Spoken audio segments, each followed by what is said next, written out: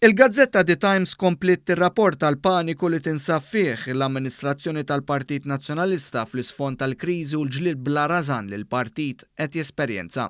Fil-fatt il-Gazzetta sostniet li l-kap Adrian Delija qed jiltaqa' mal-kunsilliera li se jivvotaw meta hu mistenni jitlaqqa Kunsill Ġenerali Straordinarju biex jiddiskuti u jieħu deċiżjoni dwar il-mozzjoni mill-fazzjoni ta' Simon Busuttil kontra Delija. Il-petizzjoni li titlob għall-isfiduċja ta' Adrian Delija għajmet paniku sħiħ fost it-tmexxija tal-Partit Nazzjonalista u t-Times sostniet li Delija qed jilgħab għal-ħin billi għadu ma stabilix data meta għandu jitlaq għall-Kunsill Ġenerali. Ta' Simon Busuttil saħħu li skont l-istatut tal-partit, il-Kunsill Ġenerali għandu jiddiskuti l-petizzjoni ta' kontra Delija fi żmien ġimgħa, iżda ta' Delija diġà waslu l-messaġġ li ma hemmx għaġla.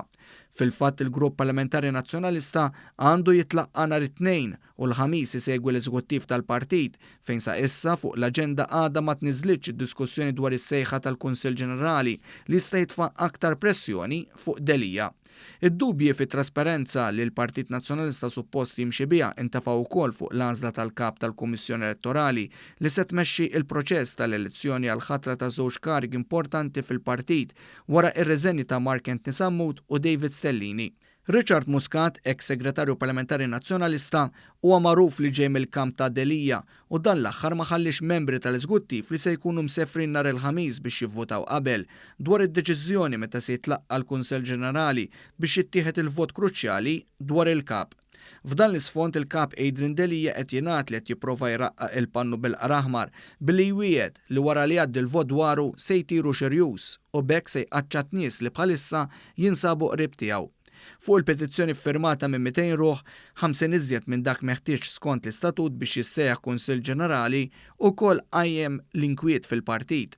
Fil-fatt iż-żewġ fazzjonijiet ta' Busuttil u ta' Delija komplow jiftħu n-nar fuq xulxin billi ta' Delija saħħu li hemm 23 persuna li ffirmaw il-petizzjoni kontra ż-żimel tagħhom li m'għadhomx kunsilliera.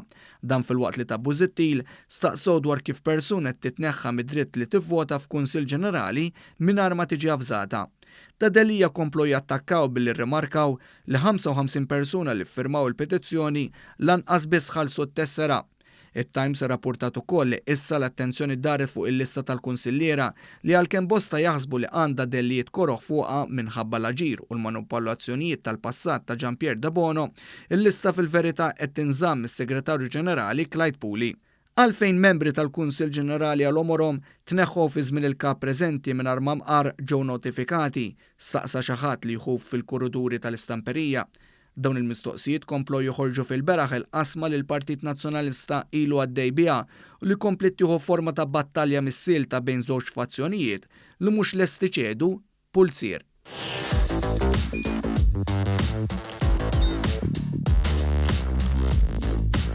Idħol fuq one.com.mt u hemmhekk tista' tara l-programmi kollha li jxandru fuq One permezz ta' One Play.